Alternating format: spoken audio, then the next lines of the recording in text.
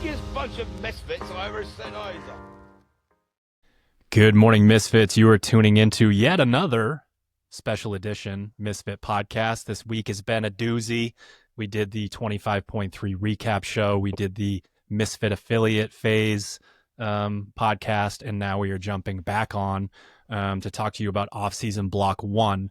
And we have a special guest today. Now, normally we would talk about, Paige, we would talk about your athlete accolades, but this is actually the very first program at Misfit Athletics that's being sent out to the masses and not one of your remote clients that you contributed to. And I think it's really cool to have someone on here like you who has the Venn diagram sort of crossover of athlete, coach, and now we're adding programmer to that. So first and foremost, welcome to the show. Yeah, thanks. I'm excited. I'm a little nervous, but I'm excited. You know, I haven't been nervous to do one of these in a long time, but I was nervous to do the first like 100. So I don't know when you hit your stride. Yeah, me But and Sebastian talked about that. the good thing is you know what, you can't tell typically. Like that's always been my tip for people. I'm like, when you watch someone, can you tell that they're nervous? And like sometimes you can. It's like, oh shit. But like more often than not, nothing. Like you can't tell at all. And that makes me personally feel a little bit better. Because when we started all this, like I would never have been the kind of person to get in front of a camera, microphone, anything. No fucking chance. Now me Here and we are. McKenna, yeah, now me and McKenna are like, we love listening to Drew. Took me a little while. All right. So Monday, March 24th, misfitathletics.com, link in bio on social media. Take yourself over to Fitter. There is a 2-week free trial to get signed up for off-season block number 1.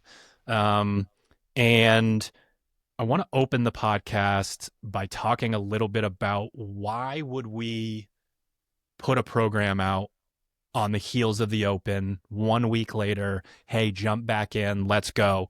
And it really has to do with setting the right narrative, putting the right idea out there into the world of what it takes to improve. It's not the perfect program at the perfect time and the stars align and I'm finally motivated and I'm going to go into the gym and I'm going to work my ass off for 1 week, 2 weeks, 3 weeks, 4 weeks, 5 weeks.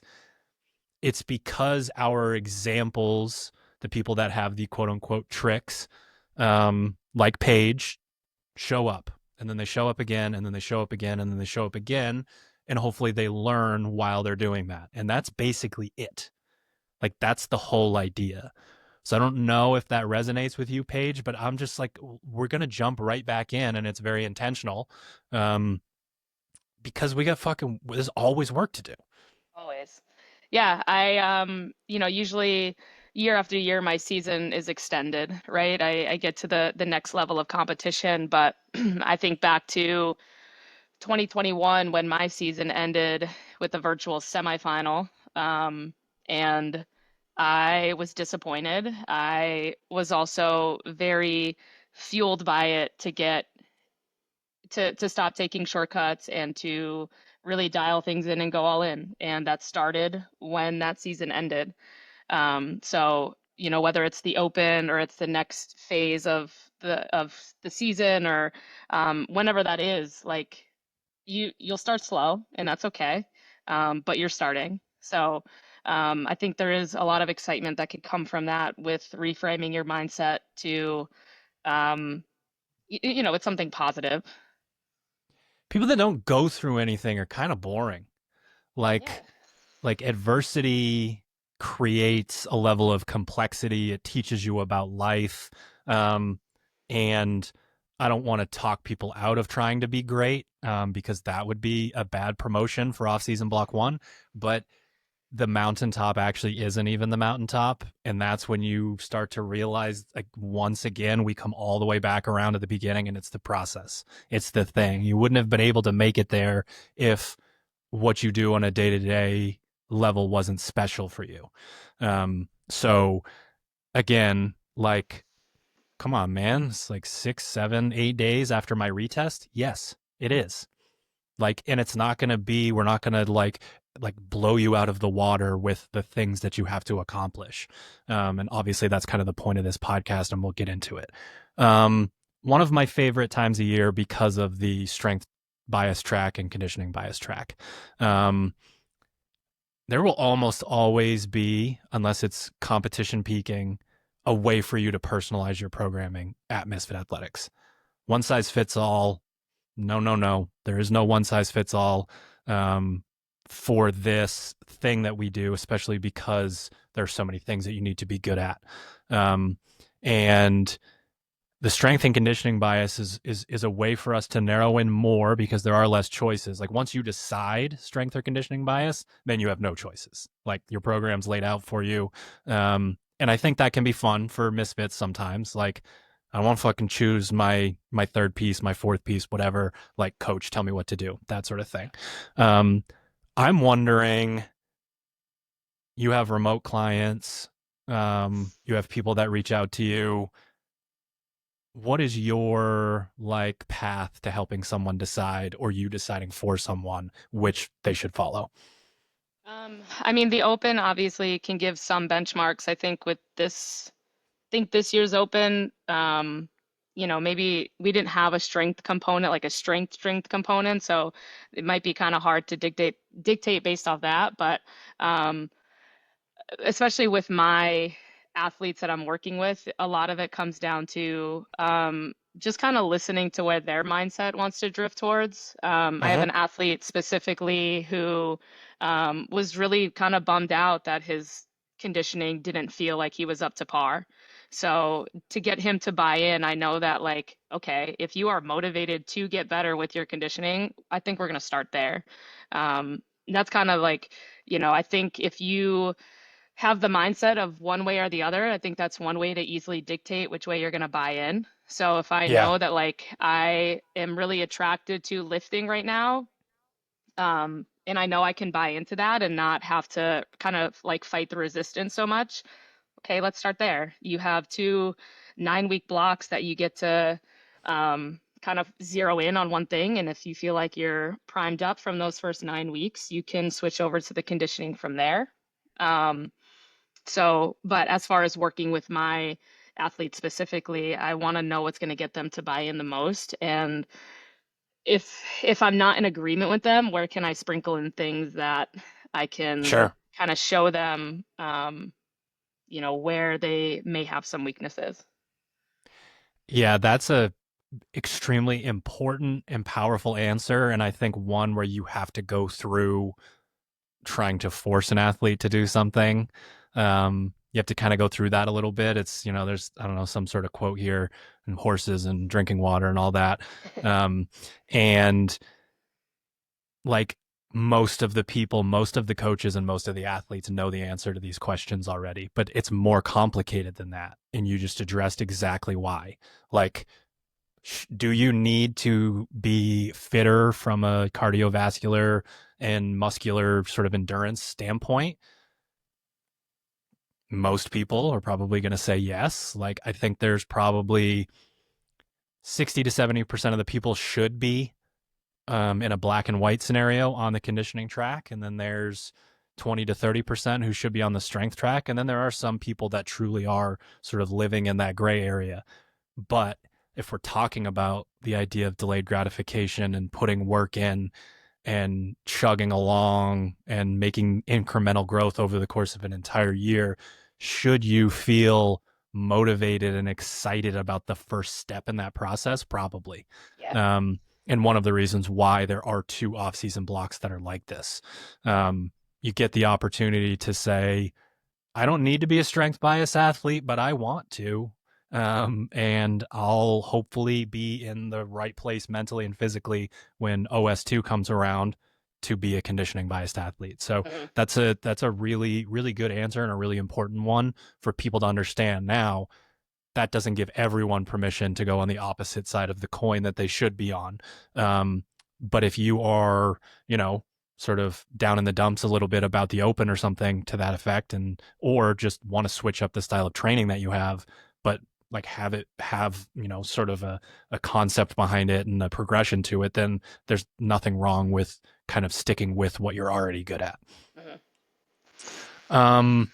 Okay, one of the things that if you listen to this podcast on a regular basis, you've heard me talk about, I think we talked about it quite a bit in the Energy Systems podcast, was how could we get somebody better at monostructural conditioning when some of our sets and reps and rest periods just seem like a lot when you first get started.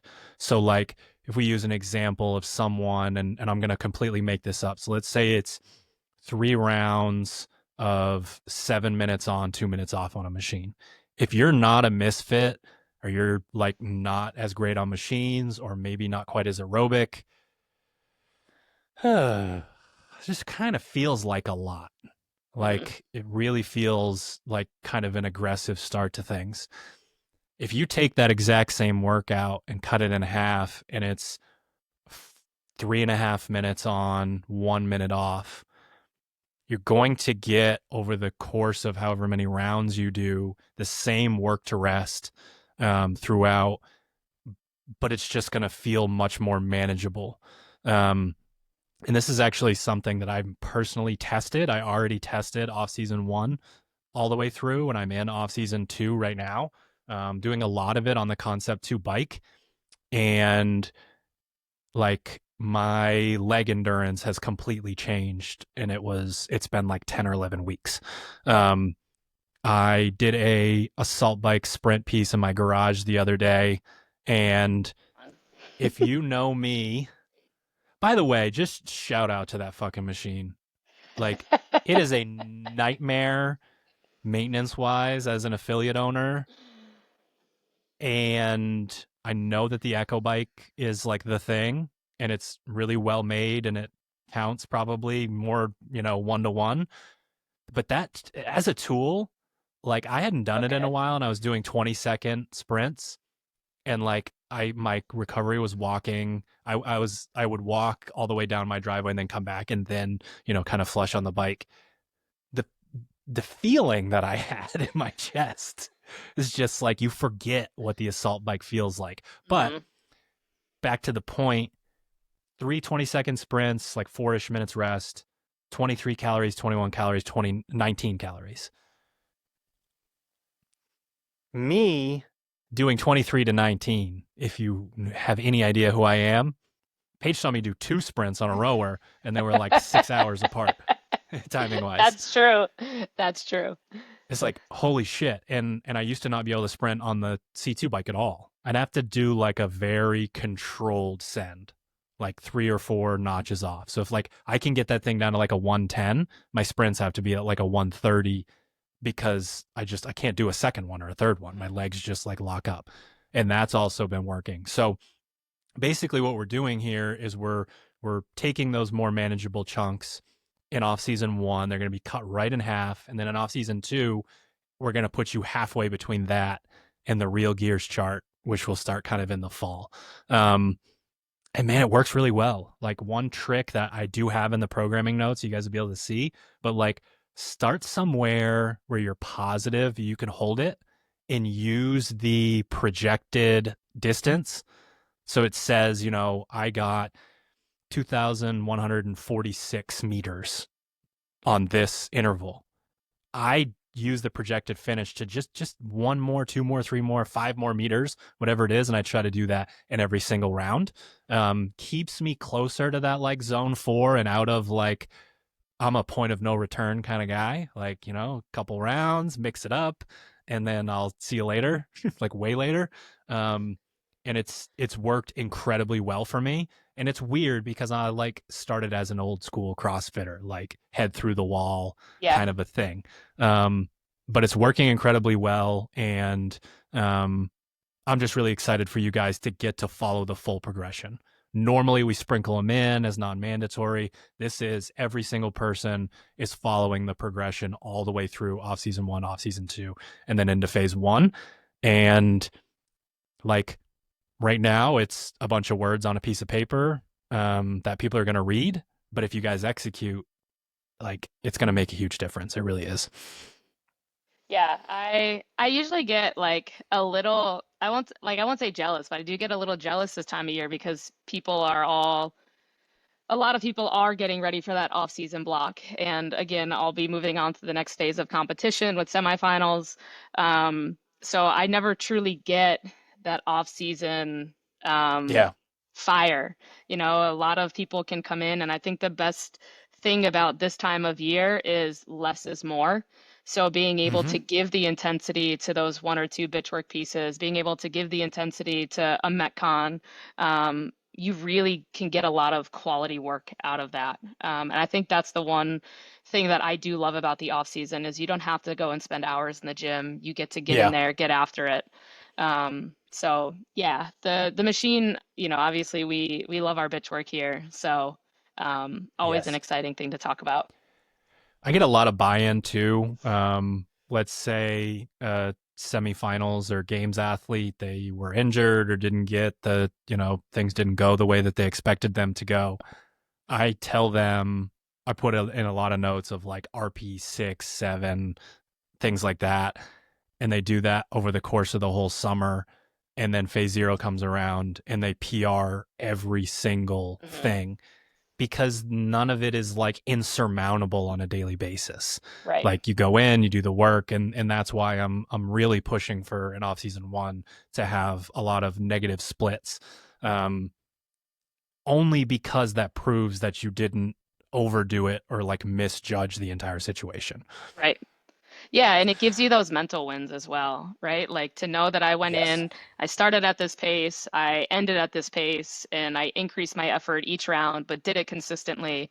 Those are confidence boosters, whether you know it or not.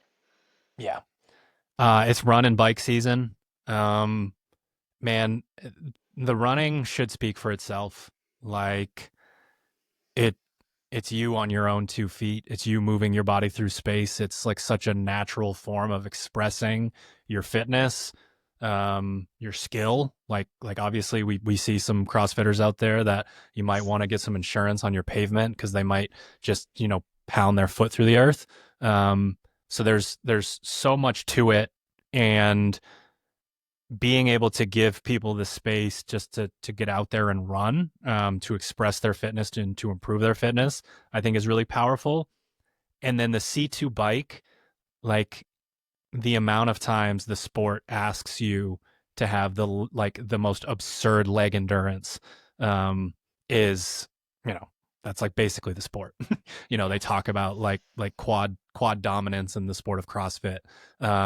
And being able to move your legs in that 80 to 90 RPM range, the amount of times we're about to ask you to, uh, just manipulates musculature and the slow twitch stuff and the ability to flush waste in such a powerful way. But we need time.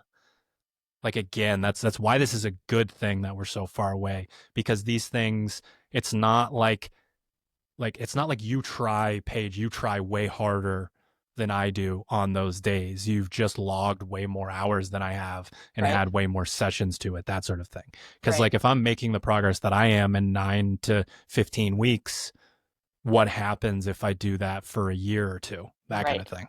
Yep. Yeah. Yeah, that's how I felt kind of with the zone two sessions, our Maffetone sessions, starting those way back and fully buying in again after 2021 when I didn't qualify, and just telling myself I'm going to commit to these. It's one zone two session a week, eventually became two, and then in a peaking schedule, there might be three. But just getting to log time on my feet helped me learn, like helped me fall in love with running. Like I love going on a zone two run when it's now springtime and the sun is out and you get to go out on a running trail or, just get out in nature, put some headphones on. Um, yeah, it's it's fun when we get to take our fitness outside. And this is that time of year.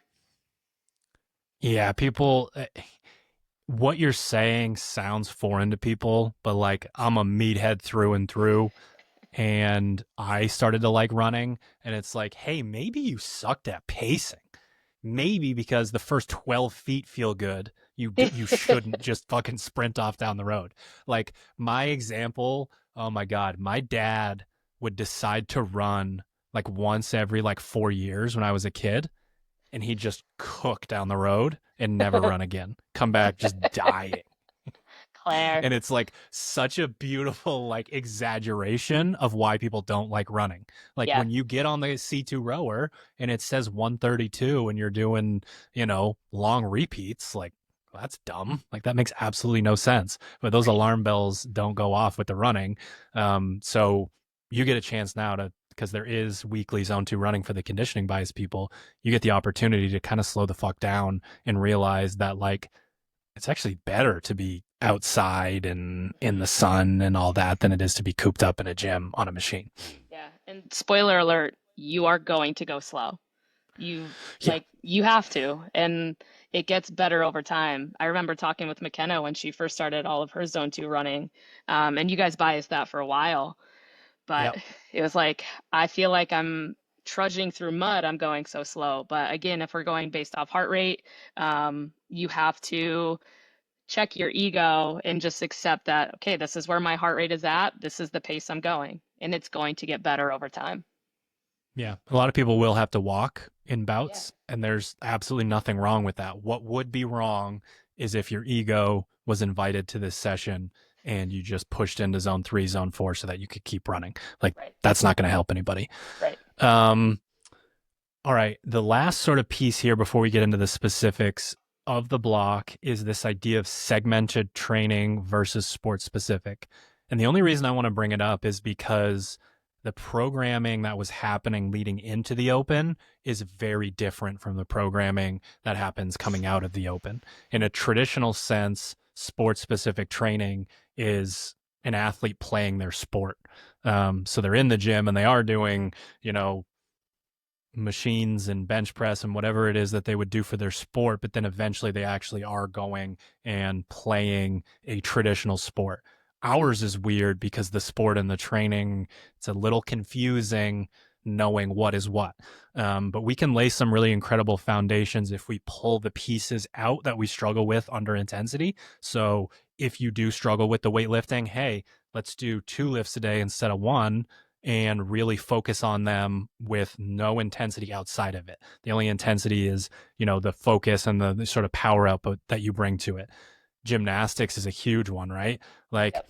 we have skill progressions that basically build on each other every single week for the 9 weeks or across the entire 18 weeks, and learning how to practice that thing before like a fresh set of muscle ups is not the same as either muscle ups after rowing or muscle ups when your heart rate's in the 170s, 180s, like two just completely different things.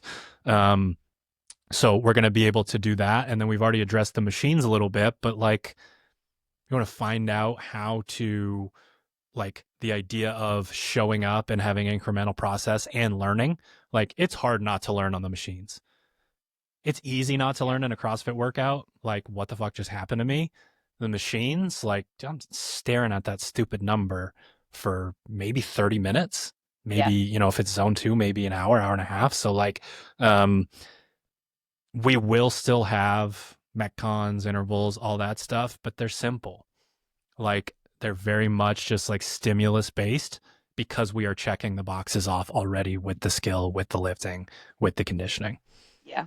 And again, like I said before, with less being more, in addition to that, knowing that you have 9 weeks of progressions or potentially 18 weeks of progressions, like give yourself grace to actually start small. So like if I'm going into a toes to bar skill piece and it's, 6 sets of smooth toes to bar or whatever we're gonna, have popping up here, I don't have to hit my grand number of I'm gonna go 20 reps for 6 sets. Like, okay, In well, what are you fact, you gonna do shouldn't, next? right? Yeah, like what are you gonna do next week when it's meant to go up in reps? So, saying, all right, I'm gonna start off with 6 perfect reps for 6 sets. Um, and you're gonna see that over time, 9 weeks, 18 weeks, whatever it is. Um, First of all, feel better and then eventually feel better at a Metcon. Um, and then you're hanging on for sets of 14 or 16 or whatever the number is. Yep. So just like the running, it's okay to start slow or to start small. For sure. So I have 50 bullet points on these notes to my left here, and I could talk a little bit about each bullet point. But we're not going to. That would be dangerous. Maybe we'll do like a Patreon for people that want Drew's 9-hour episodes at some point, which I honestly would be fucking stoked. I always joke that like I would love an affiliate class to be like 4 people and 2 hours long. That would be my idea. I don't know what the membership I'd have to charge to make that happen, but like I wanna go deep. So here's what I'm gonna do. I am going to read all of the categories to you, Paige, and I want you to let me know what sort of comes to mind. It can be from a macro, like overarching, like, oh, wow, we're squatting and pulling, or it can be like, oh, I like this specific progression, that sort of deal. Okay. So we're going to start with strength. And this is for everyone. So this will start to help people wrap their minds around the difference between the conditioning bias and the strength bias. These 5 lifts on the 5 days of training are for everyone. Everyone will do these 5. So we have the 5 rep max library deadlift progression, strict press volume progression, tempo pull snatching, positional squat cleans, and back squat volume progression. What sticks out to you on that list?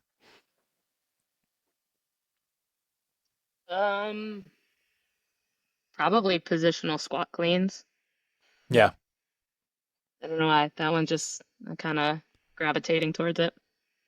Yeah, the being able to work on, so we have these pieces that are in there like the 5 rep max library deadlift. It's kind of like day 1, day 5 we have the back squat volume progression. We will do the quote unquote slow lifts and get you stronger. Now, if that's the case, then we also simultaneously probably should be working on getting you better at the more technical lifts. That's really when things come together. Yeah. Like when your back squat's feeling really good and you've dialed in your technique is a lot of times when you PR your squat clean, your squat snatch, shoulder to overhead, things of that nature. And here's what I'll say. The I'm going to say volume progression 3 to 5 times. And I'm really excited because this is the very first time that this will be fully implemented on the website. And the reason why is because the instructions can be confusing, but it's like the best lifting program that exists. So I think it's worth it. So basically what you would be looking at, let's say it's day 1, you have 3 sets of 12 on the back squat.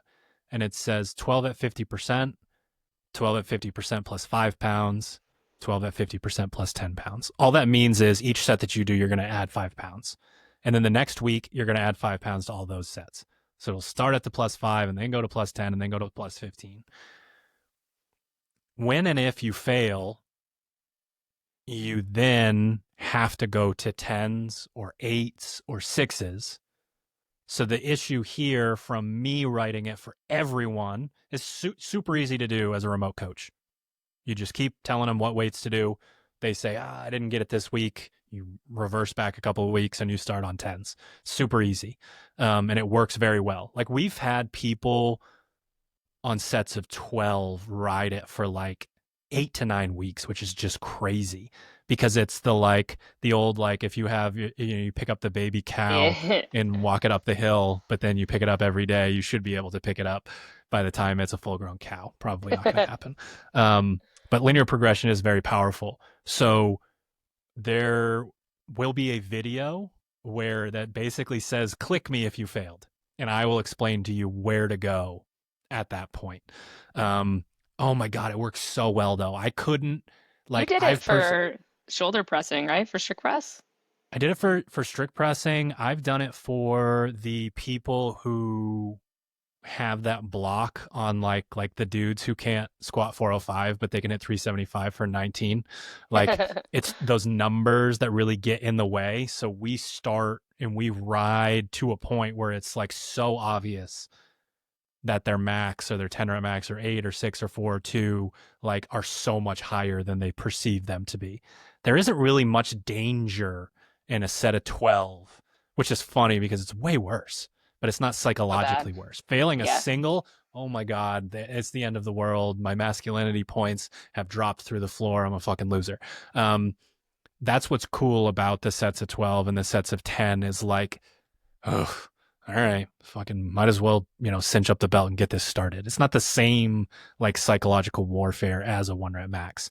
So we're doing that on strict press, back squat, and then you'll hear here in a second that the strength bias people are also doing it on bench press. And Now I see why that sticks out. It just works. It works Yeah. so well, and I am willing. I'll get on a phone call with all of you. Call me, email me, DM me.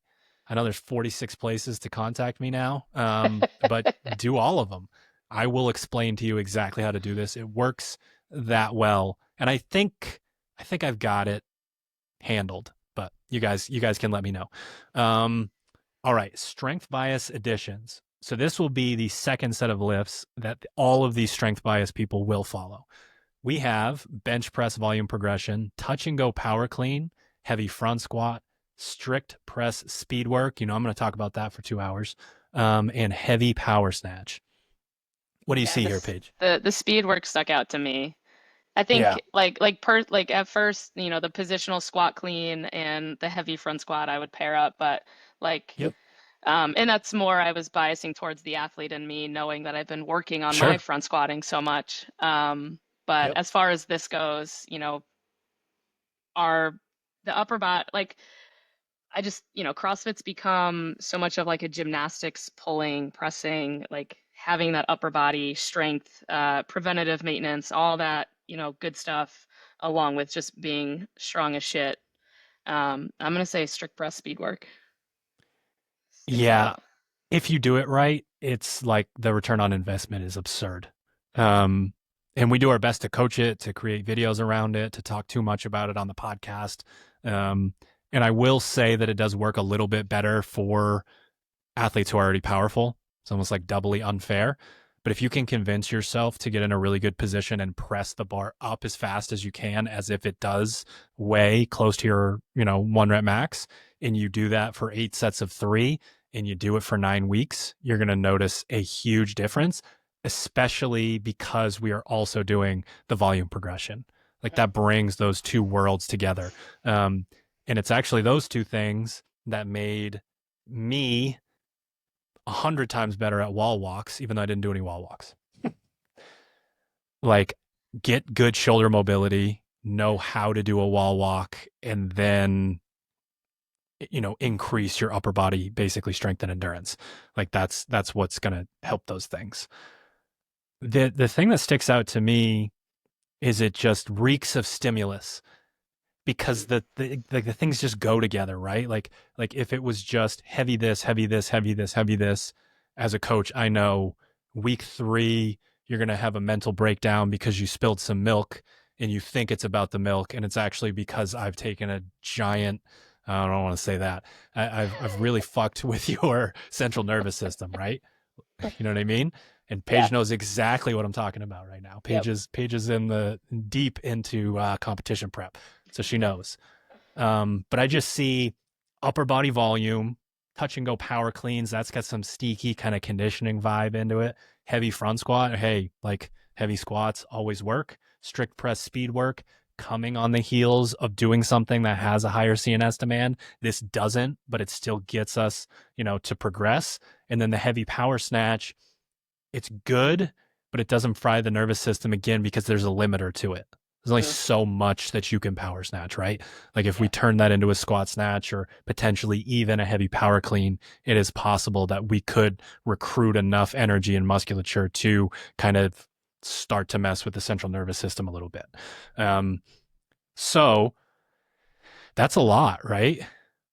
There's a lot in there. If you were to do those 10 lifts weekly for 9 weeks, and you stuck to the ideas of what should be lower percentages, more skill-based, that sort of thing, that's where we can see the programming happening over, a a 15 to 16 year progression, like that's how we know how to move the needle. Like if I get 10 lifts with someone, you're going to get a lot stronger as long as you're not dumb about it, basically. Yeah, and I think that might be part of it too, of like, okay, if I am choosing the strength bias track and knowing I'm going in doing 10 lifts a week, um, I have to remember not every lift is going to be at 100% of what I'm Mhm. capable of. Like, if I'm going to, really focus on, say, going positional on my squat cleans, and like I really need to again check my ego and know that I'm not hitting 100% weight. I'm not going 90% on those lifts. I'm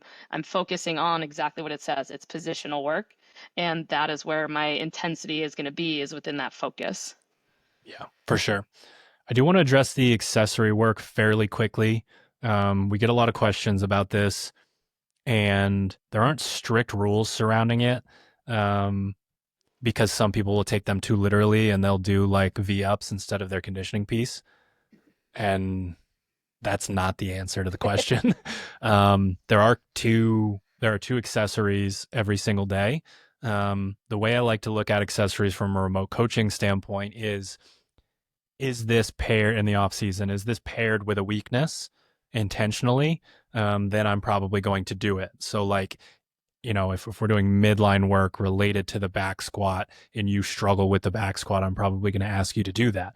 But of course, we still need to do the lifts that we're good at. We can get better at them and they can sort of lend a hand to other things the stronger that we get. But maybe we're skipping that accessory piece related to that due to time, doing to make sure that we're doing our conditioning. So, choose them based on how much time you have first. Like if you only have time for lift conditioning and no accessory, do that.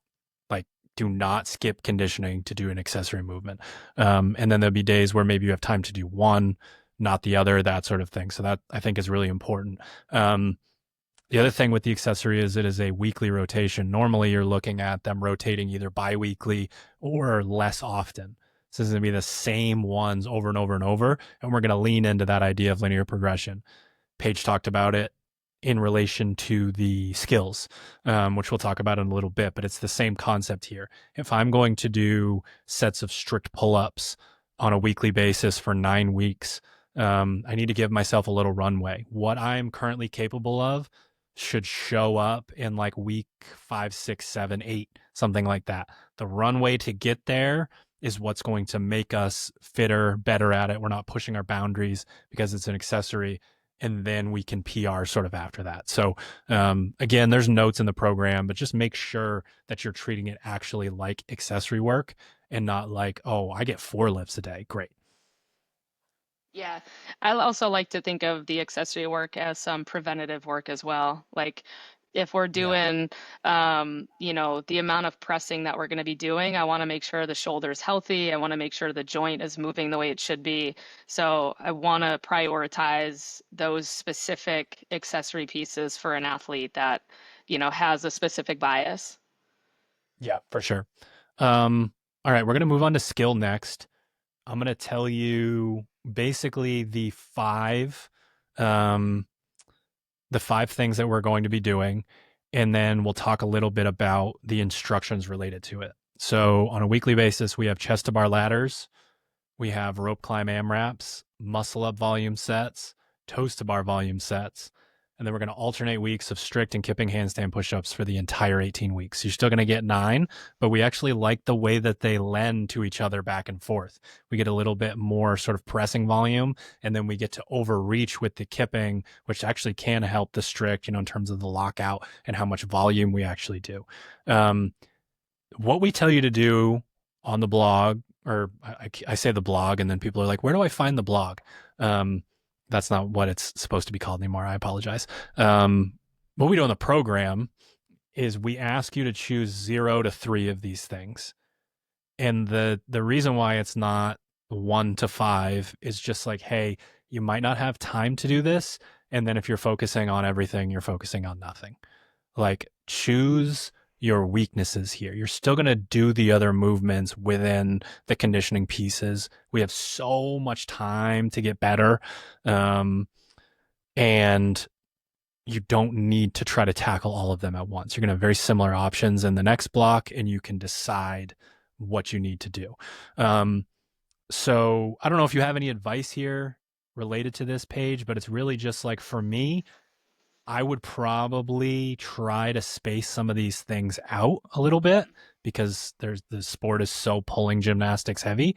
So I might even choose them based on like I'm going to do chest to bar, muscle up, and toe to bar because I like pressing and I like rope climbs, and that will give me 24 or 48 to 72 hours to recover from those things. Yeah. I like to think about it from a headspace perspective. If I know that I just ended my toughest part of the season, what's going to get me to buy back in like relatively quickly? So Yep. if I were to choose, say, 2 to 3, I want to choose one that I definitely enjoy. Even if I'm Mm. already good at it, I'm going Yep. to choose something I enjoy, but maybe I'm going to also, play devil's advocate and go with something that I really don't like. So I know each week I'm going to do something that I like. I can still continue to get better at it.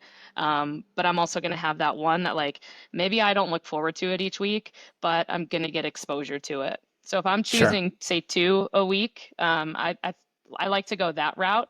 Um, but if there is, just an exposed weakness to gymnastics pulling, like, yeah, that's got to be in there quite a bit. Yeah, for sure. And there's also the other side of the strengths and weaknesses idea here. I've had athletes in the past who are like, I don't need to train that anymore. And it's like, 80 points is okay. 100 is way better. Yeah. Like you notice those home run hitters at these events and they like bomb half the events, but then they also have those home run swings and they actually end up higher up on the leaderboard than someone's who's a little bit more well-rounded. So I really don't like the idea of like this person's not going to do, they're not going to run because they're a runner, they're not going to lift because they're a lifter, like that sort of thing. Usually doesn't end up working all that well. Yeah. As someone who's like not like my home runs are not first place, second place. Like they are pretty high on the leaderboard, but like as someone who doesn't have home runs, like you still have to work the things that you are good at because Mm-hmm. like you said, they're gonna show up. Like so why not be really good at it? Why not have that confidence going into it? Yeah, for sure. All right. Last but not least, we're going to talk about the bitch work. For anyone new to Misfit Athletics, that is what we affectionately refer to monostructural conditioning. That's what we call bitch work. If that's offensive to you, then I apologize. The Misfits have asked me to keep it, and I love them for it. So every single person, which is sort of the same concept here, every single person on a weekly basis will have power output work on either an air bike or a C2 bike. Talked about that a little bit. Real lovely. Not going to let you use your whole body. We're just going to torture your lower half. Um, Zone 2 C2 biking on active rest days. We're actually doing something new where we're not going to do the progression of time. We're going to let you work with your own schedule to figure out when you do go longer. So we need to be able to, the more time that you log, the better, as long as it doesn't eat up your other training. So it's going to tell you to bike for 45 to 90 minutes as your working window. And I don't think there's anything wrong with like, in one of those first few weeks doing a 90-minute session, even though you haven't done it in a while. So we're gonna let you guys decide when you do that, and I will be a proud parent the first time that I see someone post on the active rest day that they went the full 90 minutes.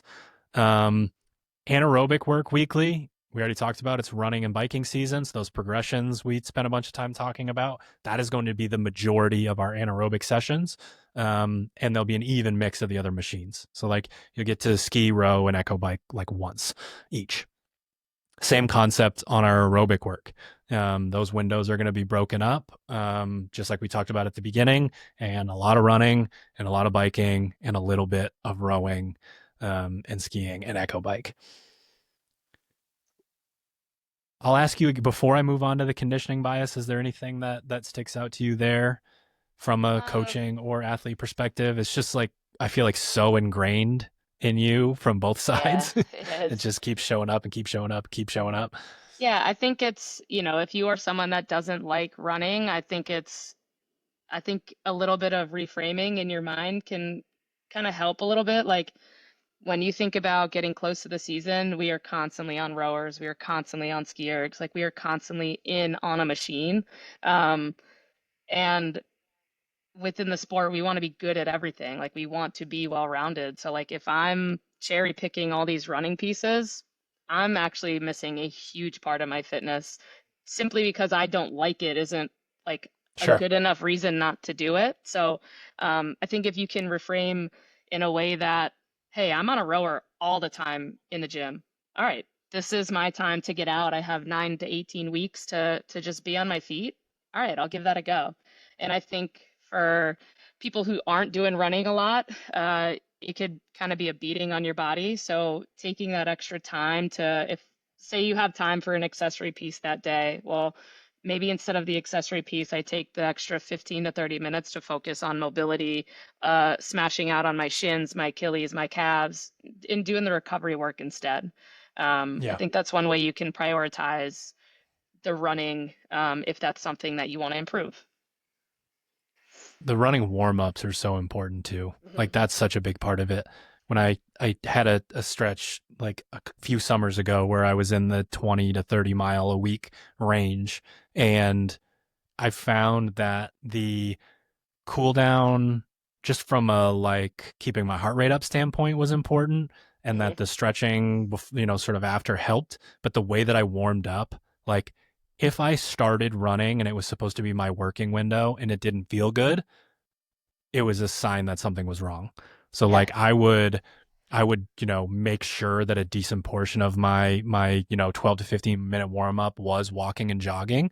And then I would have just this idea of like, yeah, I probably need to go roll my arches out, or I'm going to, get the floss band on the Achilles or whatever it is, or, smash the anterior tib. And game changer, like huge game Yeah. changer. And also, already, we're trying to convince you to do it, but it does kind of suck. So like having it also hurt is not like a Right. great way to be like, I'm gonna start loving running. Like my ankles hurt, my feet hurt, that kind of thing. Right.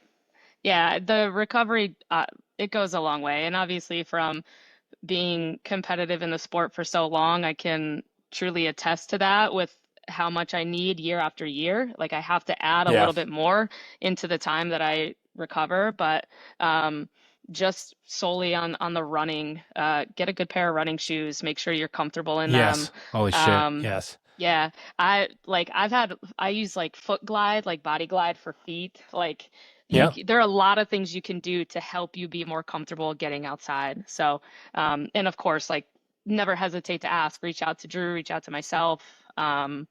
Like we can try to figure it out and help you out. We might need to do a running episode, because then I'm like, all right, we got to talk about hydration. Like, we got to talk about like how much you should be eating before, how much you should be eating after, like that whole deal. That's an idea. So there's an idea. Yeah. Seb, I'm gonna need you to mark that down. It will leave my brain in 5, 4, 3.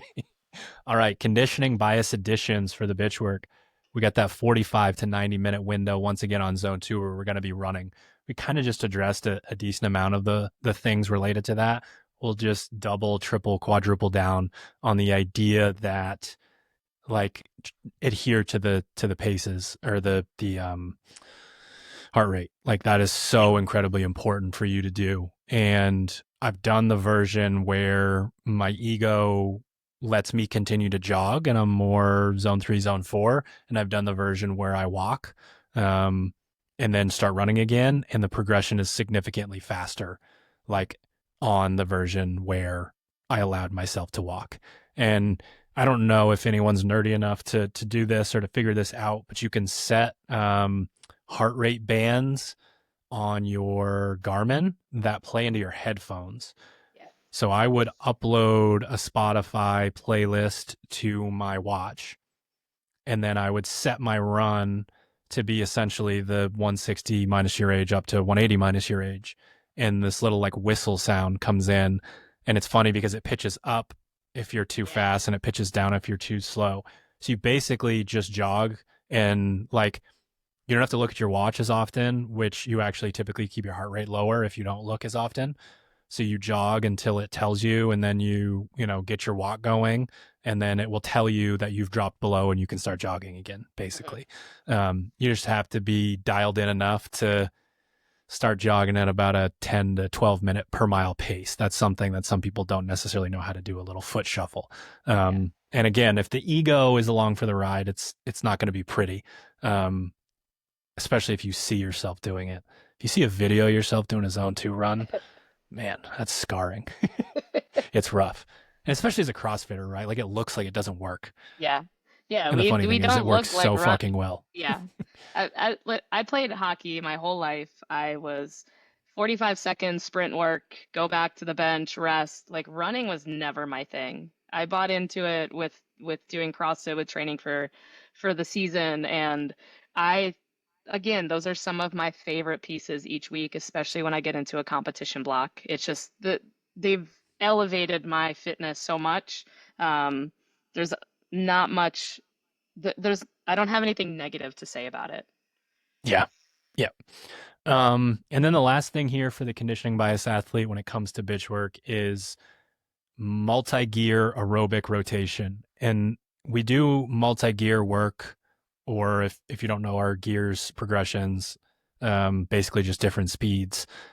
We do the multi-gear work in a lot of instances so that we can force negative splits.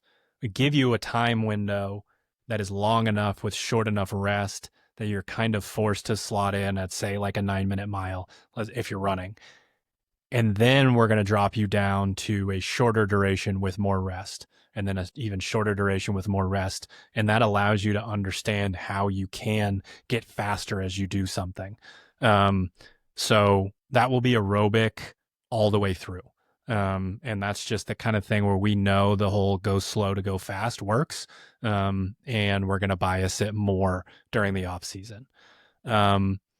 So one kind of peek into the programming here and the way that we do things is it actually matters a ton what order I program things in, because each decision that you make when you're programming informs the next one. And if that's true, then the first decision you make, you're sort of weighting it as more important than the second and then the third and then the fourth. The Metcons and intervals come last in off season 1, which is interesting. It's different. Like, if we're getting closer to the season or we're doing a competition prep, that sort of thing, like, we're probably getting some ideas into the Metcons and intervals to make sure that those are like the most important piece because they are sports specific. This time of year, it's the weightlifting and the skill and the monostructural conditioning. And then what we're left with to program is the more traditional kind of CrossFit stuff. And that's why you'll see stuff is quote unquote easier, but like, is easier actually easier? Like, you guys just got done doing the open. Was that easy? Ouch. Like, a lot of high level CrossFitters would have preferred more weight, more skill, just this is what the version of the sport they're used to and that they train for is that. So I think that's one cool way to do the nod of simpler is better at this time of year. So you're just going to see like one of the notes that I gave to the programmers is, even if it's muscle endurance, let's not like bury them and drop them in like in the desert, as we like to say that we do, especially competition prep leading into a season. Like, still a little bit closer towards like cardio, like that kind of thing. Like, you can probably pick the wall ball back up. If we told you that they were 165 thrusters, maybe you're not picking that bad boy back up, like that kind of thing. To wrap this up, I want to ask you about your experience the first time through writing programming. Like, what was that like for you? What did you think? So I really enjoyed it. You kind of, the way we do it with Misfit, like there were some Metcons already in there. So, but like getting to just kind of zero in on like one cell block of like, these are your movements, muscle endurance, whatever, the different stimuli that you're working with. You like, when we went into the meeting, you so quickly picked out the way that I biased programming workouts. And I was like, man, that was and I don't see it until I take that step back and I'm like, damn, that's actually a lot harder to like pick up It on those is. things. Yeah. Um, and I've always been like, I always love why, like knowing why we're doing the training that we're doing. And I think that's a Yeah. reason that I've been able to stay so successful within, the realm of Misfit. Um, but now it's like I have to really, really put my brain on to think about these things because I like to just like get my programming and go do it. I Yeah. just tell me what to do and I'll do it. And now it's like, okay, well now I'm telling someone to do this. Why am I telling them to do it? So I do like the critical thinking aspect of it. I just, need more exposure to it. Sure. And the like people ask us about like if we go to a training camp or people listen to the podcast, they're like, what books do I read to like know the things that you guys know, or how did you get to do this? And there's an element of putting yourself out there that's important. There's a piece of vulnerability to it, right? Because like you Mhm. wrote those pieces and you went into a meeting with people who have been written, like I don't know how many workouts I've written, but it's a Right. lot. And like a lot of people aren't willing to do that. So people are like, oh, I wonder why Paige is like programming and sort of going through this, I don't know, internship, whatever you want to call it, apprenticeship. She asked to. And like there's like it's just a nod. It's not saying like 1,000 people reach out and ask if they can program for Misfit Athletics, but like it's a nod to putting yourself out there, in your training. Be willing to go over to the conditioning bias side if you need to, or just in general in life. Like you wonder how people get the opportunities that they do, and they ask. Like Yeah. they sort of put that out there into the world, and I think that's important for sure. Yeah. Yeah, I had fun with it. I mean, you just never know, right? And if I want to continue to explore opportunities and explore where my interests are, what do I really want to be passionate about? Like, I've played a competitive sport my whole life. I do know that I love competitive sport and being so passionate with CrossFit, like I have Misfit right here, right? So, Yeah.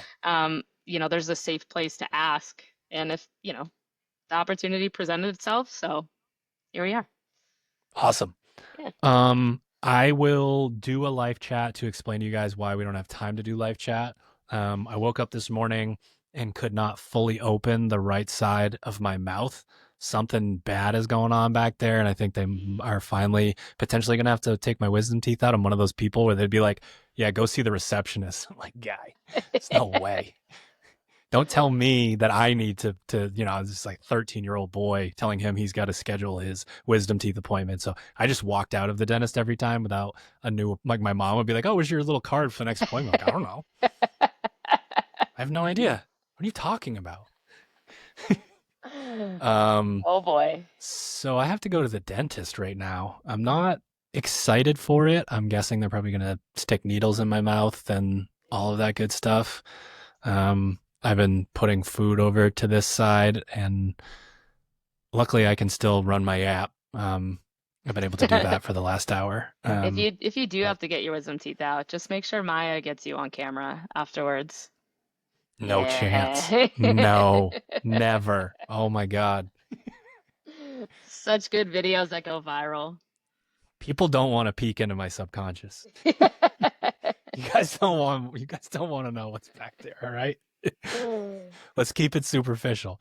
Um, all right, Paige, thank you.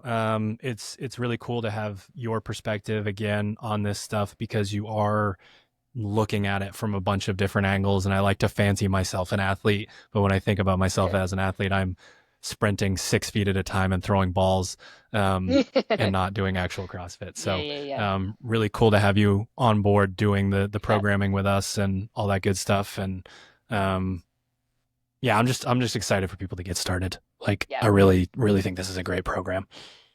Yeah, I'm excited for people to get started too. I think again with just a little bit of reframing, if you're coming off, just a lot of CrossFit, this is a time to, take a step back from CrossFit specifically and focus on your lifting or, your monostructural stuff. So, I think there's a lot of slow, not so sexy stuff ahead, but can really make a wave in your own fitness. Very true. Listen, if we've gotten you this far and you're not going to sign up for a 14-day free trial, 2 weeks for free, Monday, March 24th. Well then, I don't know, congratulations. Thanks for listening, but like that's a lot of information there, and I hope that it was a solid sales pitch for new misfits, and that it was, you know, maybe motivating and inspiring for the misfits that are jumping back in for the second, third, fourth, fifth, sixth, however many times.